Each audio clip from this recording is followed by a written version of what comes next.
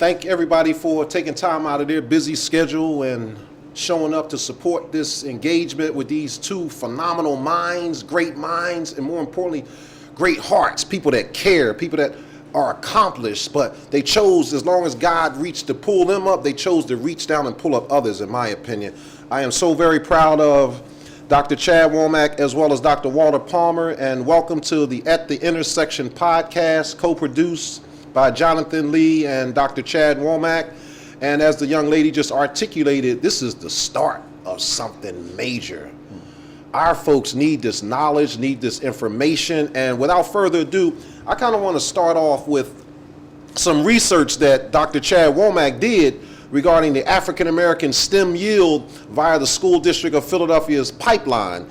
He did some deep research and looked at data as to the percentage of our children graduating with degrees in science, technology, engineering, and math coming from the school district's pipeline. And this is not throwing anybody under the bus. This is just stating facts, stating data. Dr. Womack, would you care to talk briefly, or how long you would like to talk about the African American STEM yield in Philadelphia, and even today, where STEM shows up in the city or the school district of Philadelphia's 5-year plan, or where it doesn't show up? Yeah. Well, first of all, is my mic on, Andrew? Mm-hmm. Yes. First of all, I want to say thank you to Jamila and to the staff and the team here at IPAM and the Francisville Neighborhood Development Corporation. This is a wonderful space, beautiful space. I had the pleasure of having some food earlier. It was great. Anybody listening to this podcast, please come down and get some food. This is a great space, great, wonderful staff and team. Secondly, I want to thank Jonathan for having the leadership and the courage to put the podcast together. At the Intersection with Jonathan Lee, I'm happy to co-produce it with him. Certainly, I want to say thank you to Dr. Walter Palmer, who is a giant in our community, an educator, and what a wonderful opportunity to spend some time with him this afternoon here in Philadelphia. This will be a Philadelphia conversation. We're all from Philly. My mom grew up in North Philly, 15th and Cumberland, 21st and Lehigh. I grew up in East Mount Airy and Germantown, and we're going to talk about that. My dad actually grew up in Chester. But I want to start with what Jonathan was talking about. I'm a scientist. I spent most of my life doing research at the bench, working on HIV/AIDS vaccine development. I traveled the world. I was very fortunate to have probably the best that Philly has to offer, which is quite good. I went to Germantown Friends School, Masterman, and then my parents made the mistake of moving out to Cheltenham. We'll talk about that later. I was very fortunate to then go to Morehouse College, Morehouse School of Medicine, Harvard School of Public Health, and then I worked as a scientist for NIH. So I had a path forward. But I was growing up in Philly, I was surrounded by black teachers, primarily educated at Cheney and Lincoln and Howard and so forth. So I grew up surrounded by educators like Dr. Palmer. And why don't we start with your experience, Dr. Palmer, growing up in West Philly, Black Bottom. What was that like, and then how did you get so passionate and committed to education? Well, first of all, thank you so much for hosting this, both of you, Chad and Jonathan. I'm a transplant from Atlantic City, New Jersey. I was born in Atlantic City, New Jersey. And to give you some context, Atlantic City was a segregated town. Black people lived on the north side of the business district, Atlantic Avenue, and white people lived on the south side going towards the ocean. And so blacks were towards the bay and whites were towards the ocean. My father was from Delaware, Dover, Delaware. And in his growing up, he used to frequent from Dover into Philadelphia and in the Black Bottom neighborhood. And one of my stepsisters by my father, before my mother, had a beauty shop there. And so he frequented Philadelphia a lot. So he was really a Philadelphia guy. And he would frequent going to Atlantic City because Atlantic City was always, blacks were there from early on, right? Early 1900s.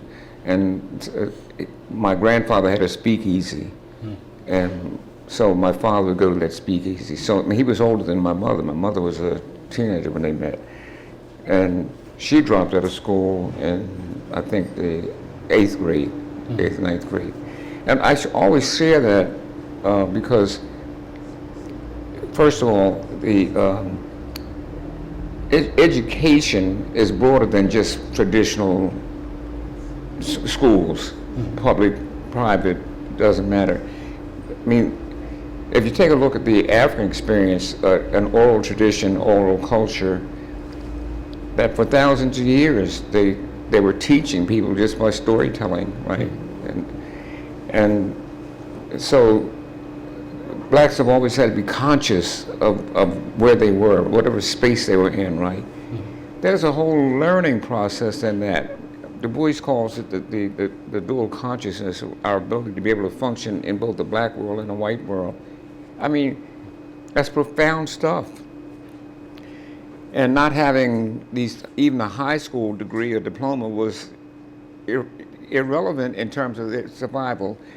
The story of black people in Atlantic City, like anywhere else, is a story of resilience and resistance. To me, without discussing how we were resilient and we resisted against, the things that were adverse to us, it's not the story. My father would sit me on his neck, on his lap, or his knees, and would talk to me about slavery and about black people and about fighting. And when we were younger, the radio, if we were lucky, if somebody had a radio, and we'd go out and hear Joe Louis fight on the radio. Black people were always trying to connect with something positive, right? Marian Anderson singing, Paul Robeson singing. I mean, these were things that were a part and parcel of our life. Yeah. So though we had to struggle, Atlantic City is an also seasonal area. So it's segregated, it's seasonal. There's only a few months that you can work to make income. Then you're either going to go on welfare or you're going to commit a crime so you can go to jail for a year or a few months to get a hot meal. My mom and dad would have 8 children. Now we lived in a little 2-story room when we first started with my mom, my dad, myself, my oldest sister, 1 year older, and my brother, 1 year younger. Right? We lived in a 2-story building. My great-grandmother was there, my grandfather, my grandmother was there, my mom's youngest sister was there, and her 2 children were there before my dad, my mom, and 3 children, right? So we learned something about segregation early on. We learned something about discrimination early on. We learned something about poverty early on. We learned something about separation because we didn't have enough space, so we had to farm out the 5 girls. My mom and dad had 8 children, so we had to farm the girls out to aunts and around the city and in Philadelphia. And so we always had a Philadelphia connection, an Atlantic City birthplace. But he told these stories, and what happened was he showed me what it was like to fight for everything, right? So at 5, 6 years old, I wanted to be where he was. Wherever he went, I wanted to go. He was pushing wood and coal and ice and anything, selling fruit. He'd work in the farmer's market, get paid fruit and vegetables and poultry because little or no money, right? And so we ate poultry for breakfast. We didn't have cereal and we couldn't afford it, right? But eventually this led towards, he used to push the push carts on the boardwalk, and every day he would take 1 or 2 of the children with him, so he's pushing the patrons as well as the kids. Sometimes he'd take us, and me, particularly me, 4 or 5 o'clock in the morning to go to Atlantic City Beach. And the blacks were segregated in one section of the city called Chicken Bone Beach. And so my dad would be out there. We didn't have a Geiger counter, but he'd be out there. We'd be combing the sand looking for things that sailors might have lost and came up on the shore, and sometimes you're successful, sometimes you're not. But so I got a work ethic, and he used to say, whenever you go to work, go early, stay late, and go rain, shine, hail, snow, sleet, or hell or high water. Say it all the time, never forgot it. It became a part and parcel of me, just like the stories, right? I became interested in Paul Robeson by going to a movie of Paul Robeson at the church. My parents had us all baptized Catholic, so they had movies on the weekends. And Paul Robeson playing Emperor Jones. And I looked at this big black guy on the screen with that booming voice, right? And he looked so towering, and he was powerful, fighting off opposition. Well, lo and behold, I didn't know it. He gets killed. I'm 6 years old, sitting in there. I'm crying like a baby, just crying because I had identified with him so much, right? They had to take me out of the place and take me home. And I'll never forget that experience. So my father really, this unformally educated man, was introducing all of us to the realities of the world we were in, right? So close to 7 years old, I spent the kindergarten and maybe first grade in city schools. Took us to Philadelphia. My grandmother was still there with her children, my mom's 8 siblings, etc. So we always went back and forth. So we always had a connection. So we moved into Philadelphia. My sister has a beauty shop. She's in the front. She has 2 rooms in the back of the beauty shop. She allows my father, our father, her father, to have those 2 rooms. She kept the beauty shop, and she got an apartment of her own next door. So Mom, Dad, me, and my two brothers were in these 2 rooms. My father always wanted my sisters to come back because its separation was not good. That's not what he wanted. And unfortunately, he died before it could happen. I was 12 years old when he died. So I became parentified. I became the caretaker of my mother and my siblings, right? And had to be the one to help my mother bring my sisters back home together. We eventually do that. So now we have 8 children and my mother in 2 rooms. My mom meets my stepfather several years later. They will have 5 more children. And the 13th one died in the hospital and never came home shortly after birth. So we have now 12 children, 2 adults living in 2 rooms on welfare and having to hide. And, now you have to, how you going to do this welfare thing? You got a man in the house, you got these children, social workers coming in, checking out the refrigerator, see how much food you got in there. You can't have so much food. Checking out the closets to see if you have any adult clothes. You take a look at the shoes. Are these men's shoes or boys' shoes, right? And I share all that story because we are the total sum of our experiences. Whatever our experiences are, that's who we are. It shapes who we are. So my very essence of who I am comes out of these people who are designated as being poor, black, unworthy, right? And I owe my entire life to that group because that was a group that really took us under, nurtured us, took care of us. Always make sure that you take care of the babies, take care of the women, take care of the elderly, take care of the sick, right? All the principles that make sense, right, to humankind, right? At what point did you start to make the connection between your environment and education being the way forward? I don't want to say out, but the way forward.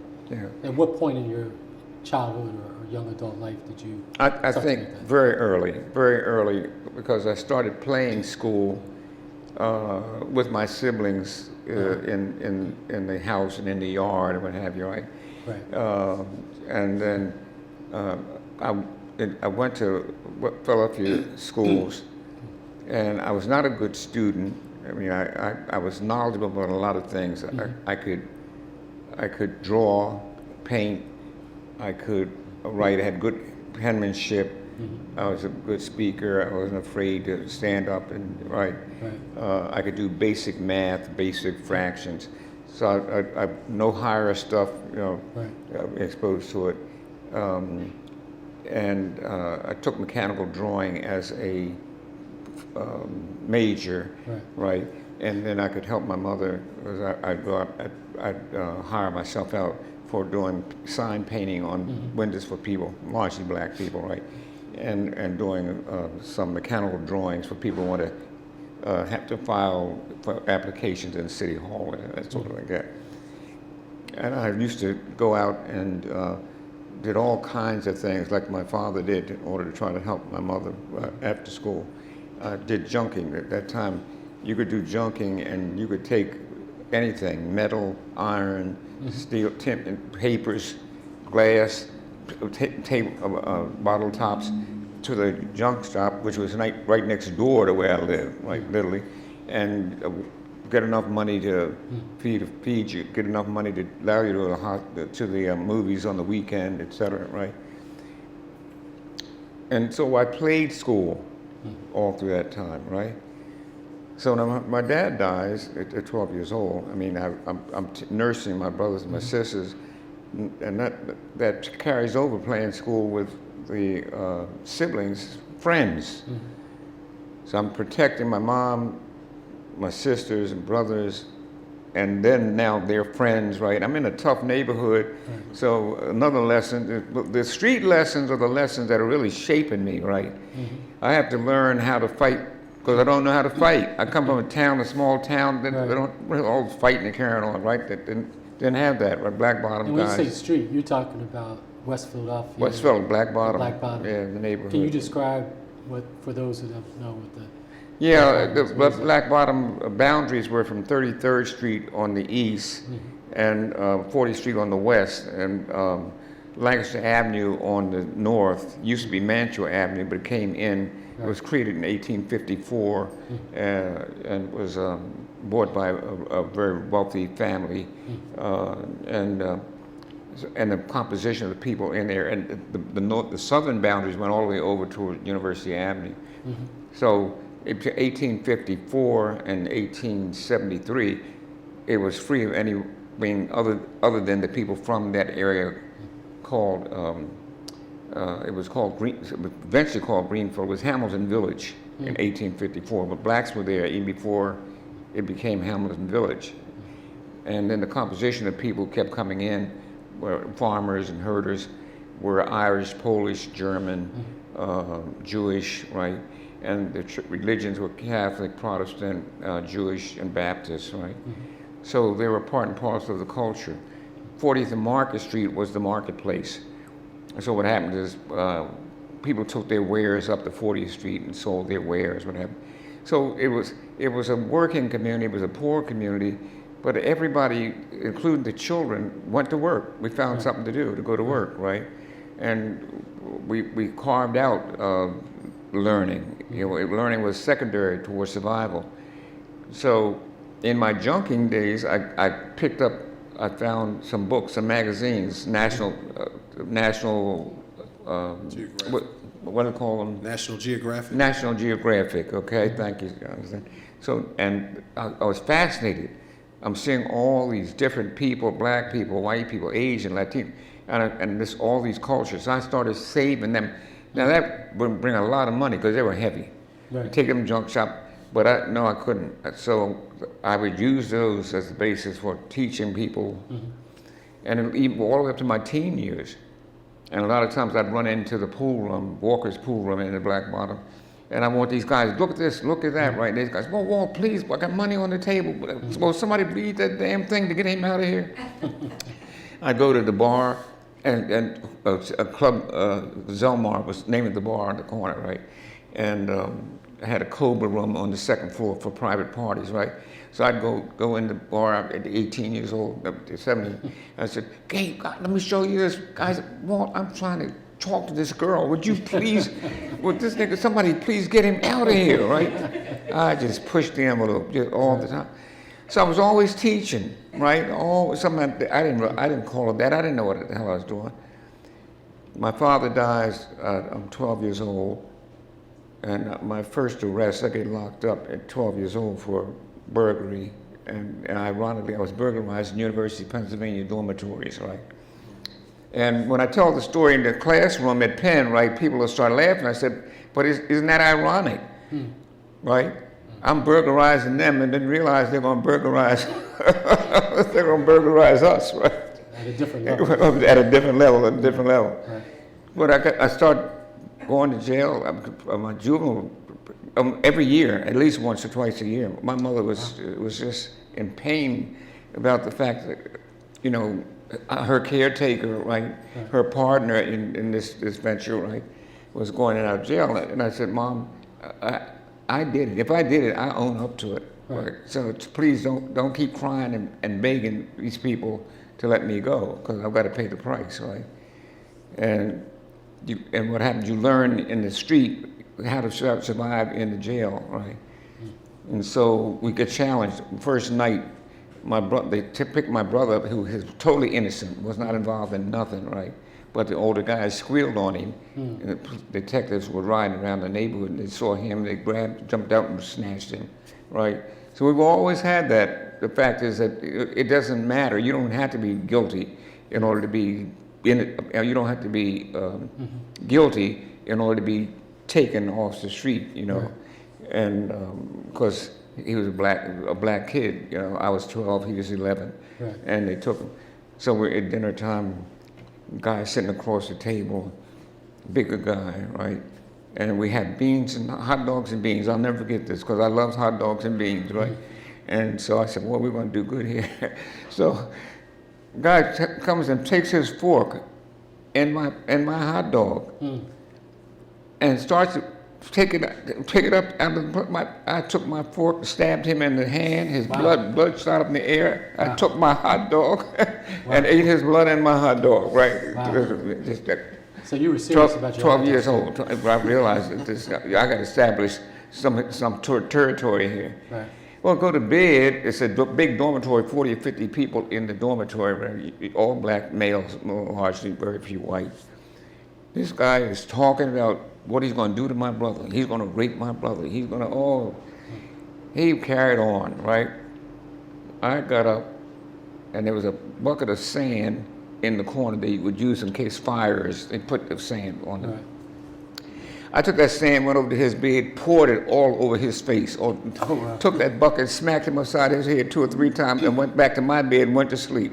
Because I said, I know this nigga don't want no more, no more entanglement with me, right? So, Dr. Palmer, you were a man of action very early on. Well, I was. That little short fellow that was my daddy, he took no tea for the fever. He had piss and vinegar in his blood, right?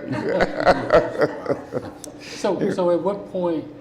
It sounds like, you know, you had some tough experiences growing up. Yeah. You lost your father. Yeah. You're in the Black Bottom section of Philly. What happens in high school, and what begins to turn you in a slightly Well, what happens is, I mean, I all the way from elementary to middle school, I was never a good student. I mean, I had just those fundamental things that I talked to you about, right? And I barely made it from place to place, right? Never did library science, and the way kids, we didn't have recreation centers, we didn't have libraries in the neighborhood. Self-taught, you know, these magazines, these books, my fascination with reading. I was a good reader, what have you. And it didn't get any better. I just learned how to navigate through it as best I could. And I graduated. And I often tell people, I said I probably barely graduated, right? But I graduated. That's when they patted you on the head, patted you on the butt, and said goodbye, see you later. And so going through all these troubles, inside and outside, right? And even in the school, I got arrested in my senior year, fighting. And assault and battery and what have you. They threw the book at me, right? And I figured this was it. I'm not going to graduate from high school. I was supposed to be first generation, but this doesn't look good. Well, fortunately, the people who were bringing charges against me were Christian, and they talked about forgiveness, right? And they downsized the charges against me, and that was my last tour into the juvenile system. Got this opportunity, right? This is not the.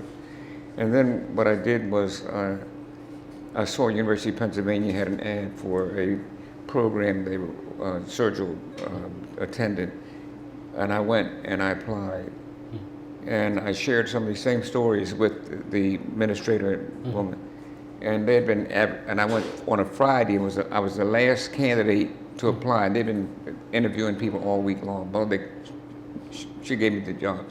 She said, Wow. You're in. So when can you start? Wow. I said, I can start today. It was end of the day, right? It was at 5 o'clock. And you were what, 17, 18? I was about 17 years old, man. Wow. And but I had such a strong work ethic. People saw that, and that was the buy-in. And when I got hired, I started looking out for all the people in the neighborhood. So I started getting them to hire, right, all these men and women, young and old. And I would say to them, please don't mess up, because we've got a Right. entree, Right. and Penn was always been one of the largest employers in the city of Philadelphia, right? And I always say to them, that's no excuse for your behavior towards the very people that you hire as underlings. Because that was 1955 or so, 50, I went there to the school, to Penn, 54, 55. I'd be there 4 years working. It was segregated. Right. Have black people ate in the basement, white people ate in the main cafeteria, right? When I challenged that, right? And when I got picked, when I was asked to apply, older white woman who was an administrator said, I want you to apply for being a student in the cardiopulmonary management program. And I said, I don't think I want to do it. I can't do it. Right. And she kept pushing me, right? And I did it.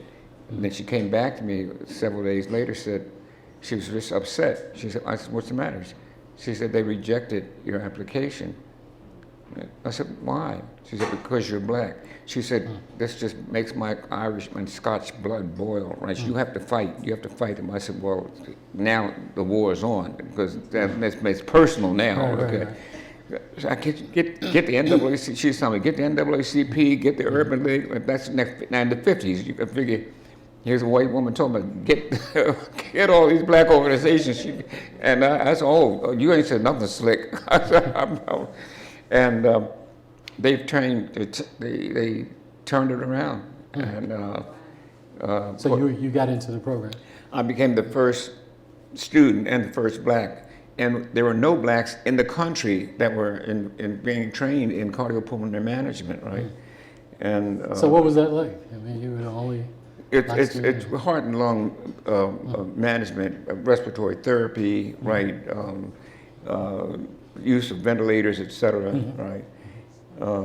And there were a lot of giants that I met, Jonathan Rhodes and Isidore Rabdin, and these were giants in the industry, in medicine, in surgery, et cetera. And how did they react to you? They were fine. I mean, what happens is, I was so bodacious. I mean, I really didn't care whether you liked me or not if you were on the wrong side of race, on this issue of race, okay? And that was very public. And then what happened is, when I became the first candidate, I then was allowed, because of the professional, to eat upstairs. I said, oh no, it doesn't work like that, okay? So you're gonna have me eat upstairs, have the laundry, the kitchen, and everybody else eating downstairs? Right. I said, no, we're not having that, right? So I threatened to really boycott, or have a boycott, right? And we put pressure on them. They opened it up. Even the blood was segregated in 1950s. They had blood marked C and W, colored and white. Okay, and so I just anything that came across my radar. I was just out there. So they got to the point where because I was such a worker, and I inspiration for bringing workers together and getting good people in all these positions.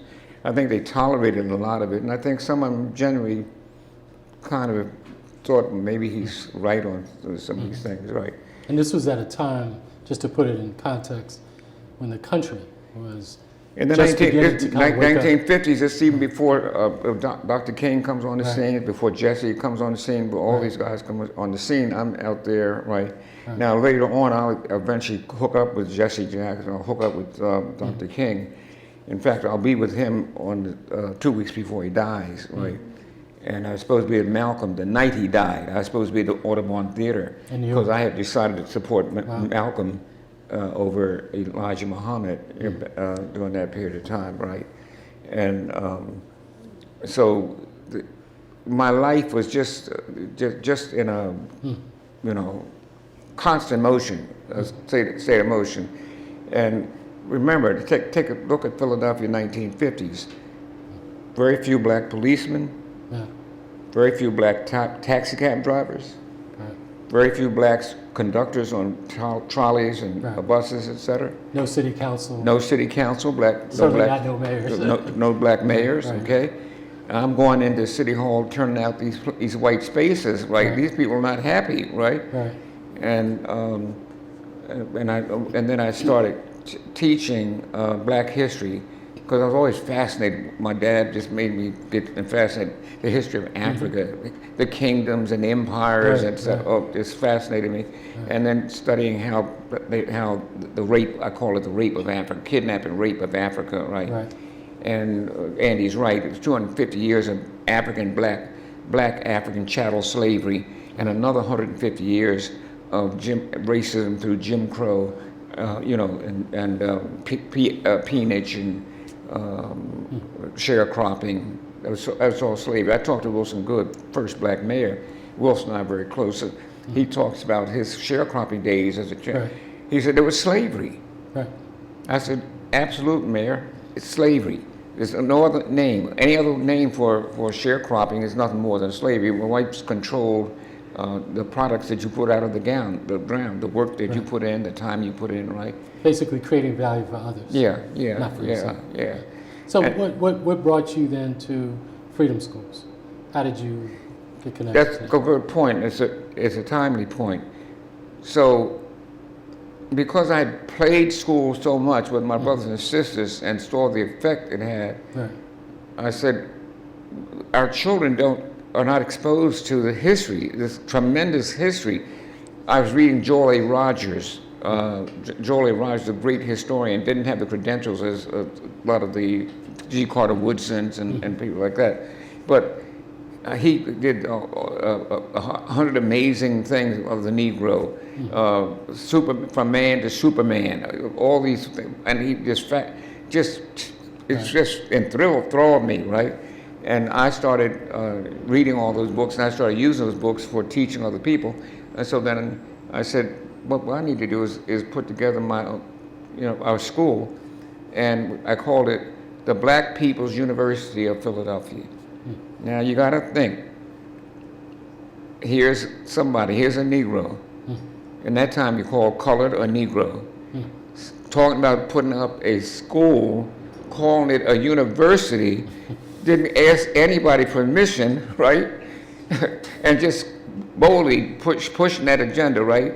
And what is he teaching? He's teaching black power and resistance. He's teaching self-help, self-reliance, self-determination. Stuff that Andy was talking about earlier was my mantra. I was pushing this and stuff. who did you get to support you and work with you on this Black People's University? A lot of everyday people, but I also had a lot of black people who would turn me in, right? I'd be on the street corner, 52nd Street, or down the Black Bottom. I'd take a crate and go down to Center City. We were not welcome that much in the movies. There was still some segregation. Blacks sitting on one side, whites sitting on the other. Sometimes it's enforced. Sometimes it's just a part and parcel of the culture. And I started drawing these pictures of black people that in history, Paul Robeson, Woodson, Du Bois, I mean, Garvey, I mean, and telling these stories. And the crowds would get, I'm standing on this corner, I look like a fly in a bowl of milk. It's all white, I'm surrounded, right? Oh, you're saying that white people say that? Oh my God, they never heard anything like that. They just, Really? they were in shock, right? And they were clapping, some of them were clapping, but you don't need to give me no more enthusiasm, because I've got plenty already. So you had an audience. Oh yeah, don't do that, don't look. And you're gonna take this story home and say, I saw this old black guy. Right. And, but I mean, I'd also, I did every kind of work after school to help feed my mother and our family. I mean, I did junking, I did huckstering on a cart, I did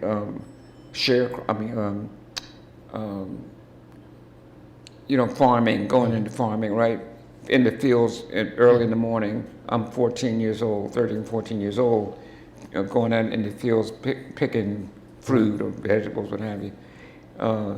I begged the guy who had a horse and wagon with fruits and vegetables going around. I said, please, can you hire me? He said, no, you're too young. I said, but I can sell it. I can move this. No. So I kept messing with him every day. He had to come past. I lived right on 3645 Market, right on Market Street, right? I said, I begged him. He said, okay, I'll give you a try. I'd already been learning how to sell newspapers, right? And how to hawk papers, right? So what I did was I took collard greens and I took sweet potatoes or white potatoes, right? And I hawked them like I was hawking newspapers. Here, hitty, late paper. Here, hitty, late collard greens. Here's a fresh collard greens. Right, get your fresh collard greens. Right. And the older people come out late. Oh, ain't he cute? He's 14 years old out there trying to put. I sold that man stuff out. He said, I'll see you tomorrow at 6. So it worked. I go see you tomorrow at 6 o'clock in the morning. Yeah. So you started this I guess you call it Freedom School, Black People's University. It was one of the first freedom schools in the United States in modern times. Wow.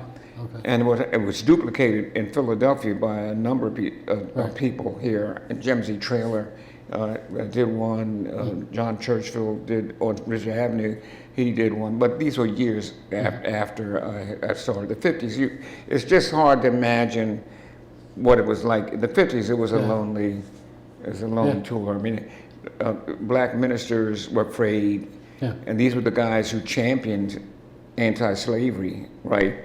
The church was. Well, you know the story probably better than I do. That Martin Luther King. Say it again. I said, you know the story probably better than I do. That Martin Luther King had to be called down to Montgomery, Alabama, by black women who were organizing. Right. And they didn't really they weren't really thinking about they were not. protests and all that kind and of what stuff. happened is Martin, they used to call him Mike. Mike King wasn't welcome in the Northeast corridor. Right. It was largely, once what happened was in the South.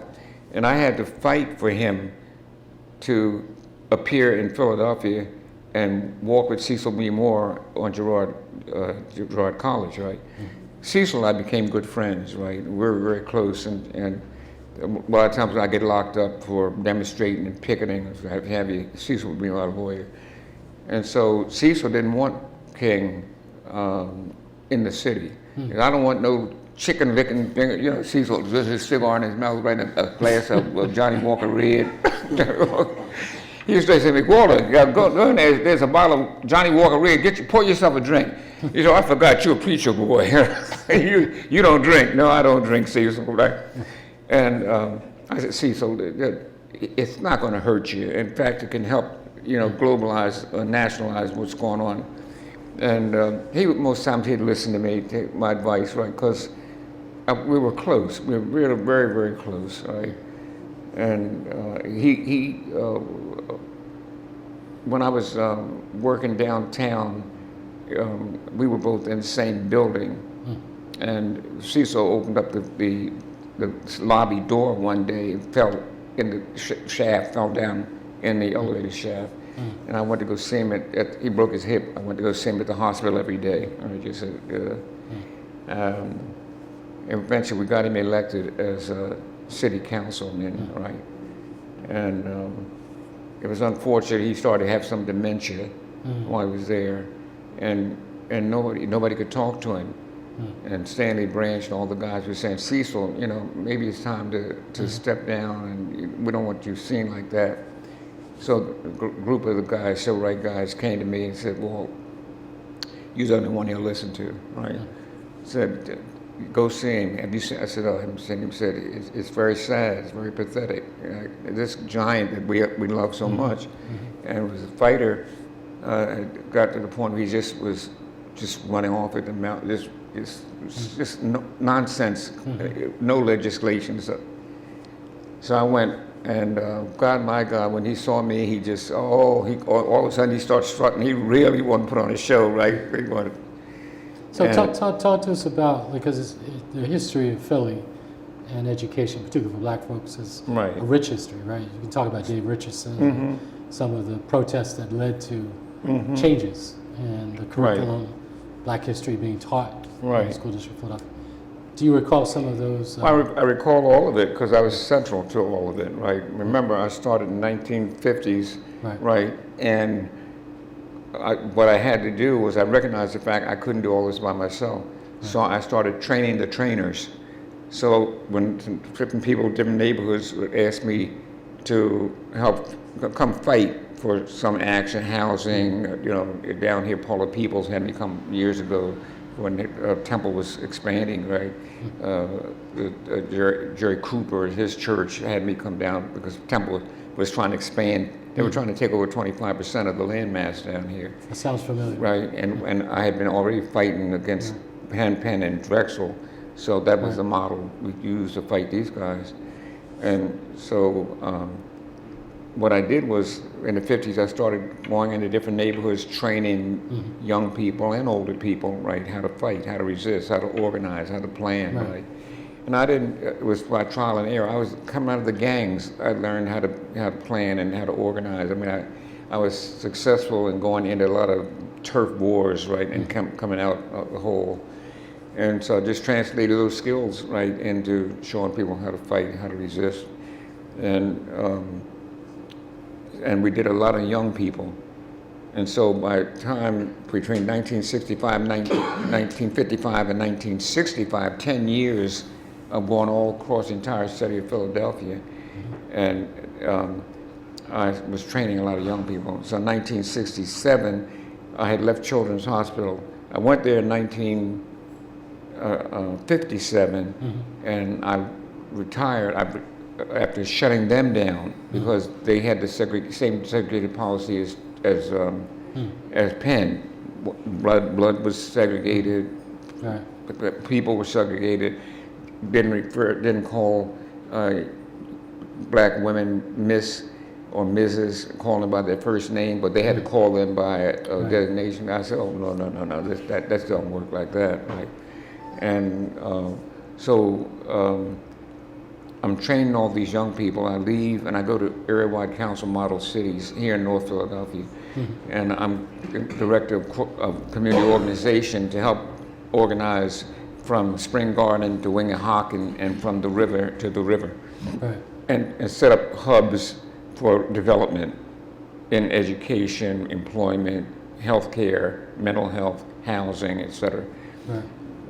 And some young folks come. At that point, before then, I'm training with young people. We create this thing called Young Afros.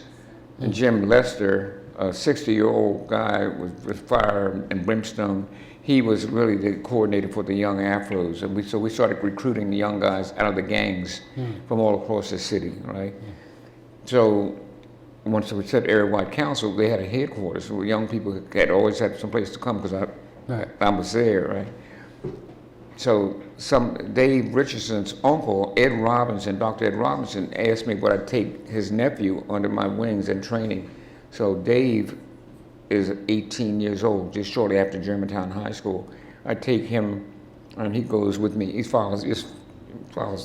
He winds up, and Andy can probably testify to this. He winds up wearing a kufi because I'm wearing a kufi.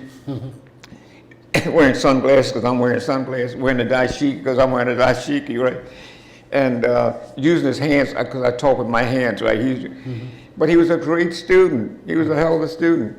And he just believed in it. He carried a tape recorder with him, right? Recording everything I said, right? Andy Jenkins? Dave Richardson. Dave Richardson. Yeah, Dave, out of Richardson. Germantown, right. And then Dave says, these young kids want to see you, right? So they have different leaders from the school of Grants, West Philly. They said we're being abused at school. They're making fun of our African names. They're telling us we can't use our African names. They're told we have to straighten our hair. The girls and the boys have to get haircuts. They won't let us wear African clothing, right? And so we want to do something. So we planned an action. And I said, okay, what we'll do is we'll start organizing all the schools. So we went through all the high schools, putting together black student unions. Oh, okay. We went to all the guys in the gangs and told them what was going on. Your brothers and your sisters Right. are in a crisis, right? And you guys have got to really help us with this, right? And I tell people, November 17th, 1967, we set for a strike, to strike the schools. And I tell them, people think that was just a flash mob. That was not this was an organized, orchestrated, Right. successful. We didn't have cell phones then. We didn't have copy machines, right? We didn't have Twitter. We didn't have Twitter. Right. We copied with blue ink, right? Wine like this to get papers.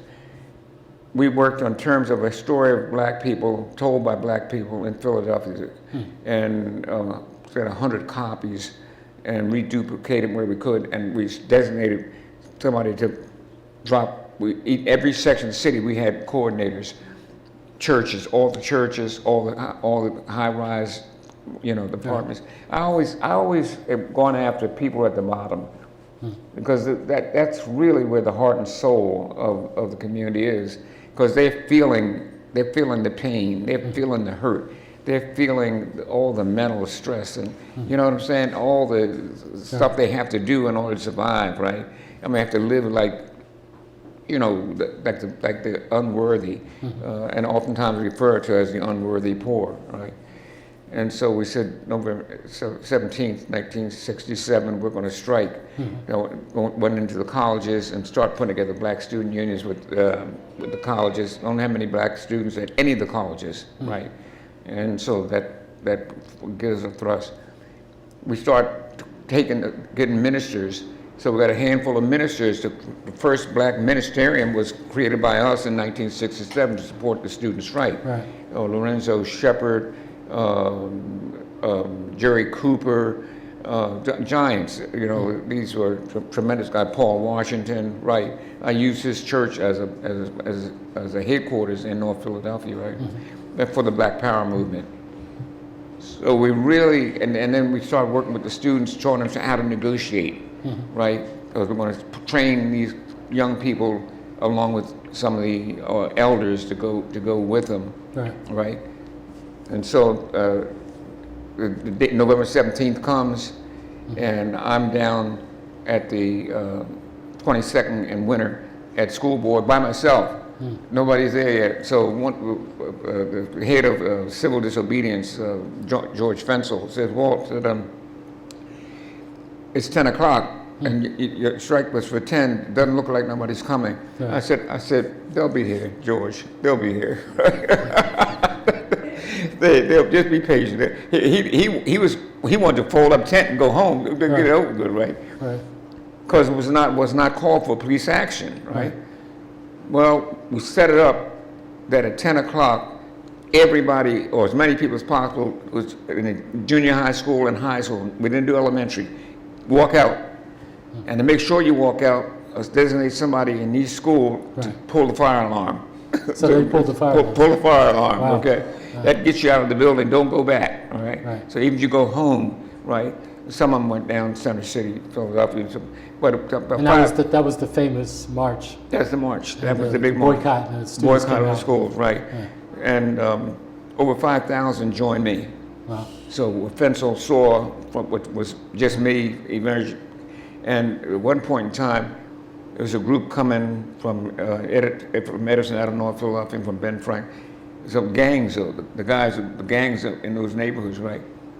I mean, it got so quiet you could hear mouse piss on cotton in France because you weren't quite sure what the hell was going to happen, right?